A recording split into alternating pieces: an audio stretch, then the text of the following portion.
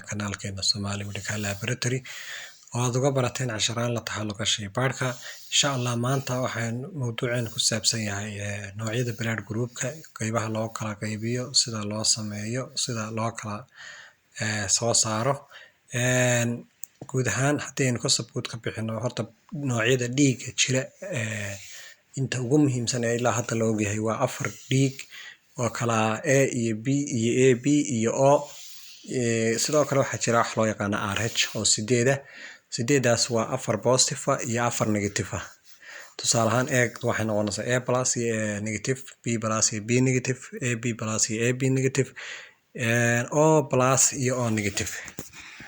sida loo sameynayo sida tape-kan aad ka aragtaan ka muuqata qaybta hore O+ ama O positive ka aad ka arkaysaan waa blood type waa nooca dhiigga kuwan halkan sare ku qoran waa noocyadii dhiigga lagu kala dardarayay ama reaction-nadii sheegayay dhiigani ma A ma O ma B ma AB ma positive waa inta marka reaction-yadan la isticmaalo waxa loo qaybiyaa anti A iyo anti B iyo anti D anti A waxay sheegtaa wixii A B duna waa B anti D duna waxay sheegtaa wixii positive iyo negative kay kala saartaa marka haddii ay reaction samayso waa positive haddii aysan reaction samayna waa negative ay ka dhigan tahay waxaan isku dayi doonaa sida ay halkan u kala horeeyaan inaynu mid walba u sheegno oo mid walba aynu u sharaxno ta koobaad haddaynu kasoo bilowno imika waxaa u baahan tahay qofku tusaale ahaan markaan tusaale siinayna wuxuu soo qaadanayaa slide ama bahalaha yar lagu sameeyo blood groupka bladeka 3 dhibcood oo dhiiga ayuu marka hore dhiganayaa oo qofka uu doonayo inuu dhiiggiisa ogaado ayaa wuxuu ka soo qaadanayaa 3 nooc oo 3 dhibcood oo dhiiga 3 meelood oo kala duwan buu dhigayaa ta koobaad anti A buu ku daray sida halkan nooga muuqata ta koobaadna anti B buu ku daray ta saddexaadna anti D marka anti A may googoyn anti B na may googoyn anti D baa googoy marka waxaan oran karnaa maadaama aynu A ku darno A uu googoy waayay A maaha maadaama oo anti B aynu ku darnay oo B googoy waayayna B maaha maadaama oo aynu D ku darnayna D'du waxa ay sheegtaa baynu nidhi inuu yahay taskani ama qofkan dhiiggiisu positive iyo negative marka haddii ay googodo waa positive haddii ay googoy weydana waxaan oranaynaa waxa weeye waa negative marka tusaalahan uu googoay A iyo B midna maaha dhiiggan A iyo B hayna kale aynu haysan karnaa wuxuu noqonayaa O marka kan waxaan oranaa waa O+. haddaynu eegno O negative ka sidoo sameeyay iyana sidoo kale 3 dhibcood buu dhigtay 3dii reaction uu ku kala daray A iyo B iyo anti D midna muu googoyn A muu googoyn B na muu googoyn anti D na muu googoyn marka waxaan oran karaa kani wuxuu noqonayaa O negative waayo A iyo B midna muu googoyn A iyo B maaha anti D oo qurana muu googoyn anti D na wuxuu sheegay inuu positive maaha marka O negative buu sidaa ku noqonayaa kanina sidoo kale A-da haddii aynu iyadana dul istaagno A iyo B iyo sidii uu 3 dhibcood u dhigtay kii koobaad A buu ku daray ka labaadna B ka saddexaadna D kii koobaad uu googoay marka dhiigaas waxaan ogaanay inuu A yahay B duna may googoyn sidoo kale anti D oo positive nimada sheegayna waa googoday marka waxaan oran karnaa kan waa A+ A ama A positive maadaama A dana googoday kii positive nimada sheegayna uu googoay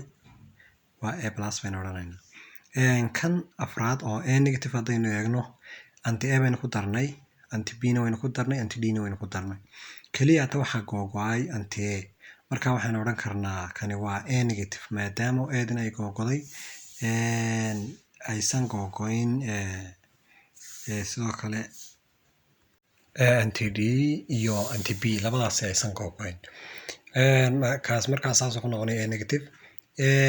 kan shanaad markaynu nimaadno anti A waynu ku darnay muu googoyn anti B na waynu ku darnay wuu googoay anti D na waynu ku darnay waynu googoyn marka A maaha B dina way googoday waa B positive nimadiina uu qaatayo wuxuu noqonayaa kaasina B+. haddaynu u nimaadno kan lixaad anti A waynu ku darnay muu googoyn anti B na waynu ku darnay wuu googoay anti D na waynu ku darnay oo sheegay inuu positive yihiin kale isna muu googoyn markaasna waxaan oran karnaa waa B maadaama B khaliyaat meesha ay ka googoday waa B negative baynu oranaynaa kan toddobaad haddii aynu eegno anti a baynu ku darnay wuu googo'ay, anti b na waynu ku darnay wuu googo'ay, anti d na waynu ku darnay waa googo'day. Saddexdiba way googo'een. A di way googo'day waa A, B dina way googo'day waa B. Halka A B baynu ku haysanaa positive-nimadii oo anti D na way googo'day. Iyana waxaynu odhanaynaa waa A B positive. Kan ugu dambeeya oo ah A B negative. A di way googo'day, B dina iyana sidoo kale way googo'day. Macnaha googa waxaan ka wadaa reaction bay samaysay. Dhiiggii iyo reaction-kii la isku daray way isla falgaleen, deetana googa yareed arkaysaan bay samaysay. Sidaas awgeed baan leenahay way googo'day. Googadu macnaha wuxuu sheegayaa reaction bay samaysay, amaba habkii ay u sheegi lahayd inuu halkaasi uu dhiiggaasi iyo reaction-kaasi isqaateen oo dhiiggii loo baahnaa uu yahay markuu loo baahan yahay in lagu ogaado ayaa waxaan leenahay coagulation googo ama reaction oo ah googo iyana sidoo kale af Soomaali noqonaysa inuu googo dee caadi u noqdo ayaa googo'ay. Marka tan u hooseysa A iyo B ba way wada googo'een. Waxaan odhanaynaa A B T anti D dina may googo'in. Marka waxaan odhan karnaa waa A B negative baynu odhanaynaa A B negative.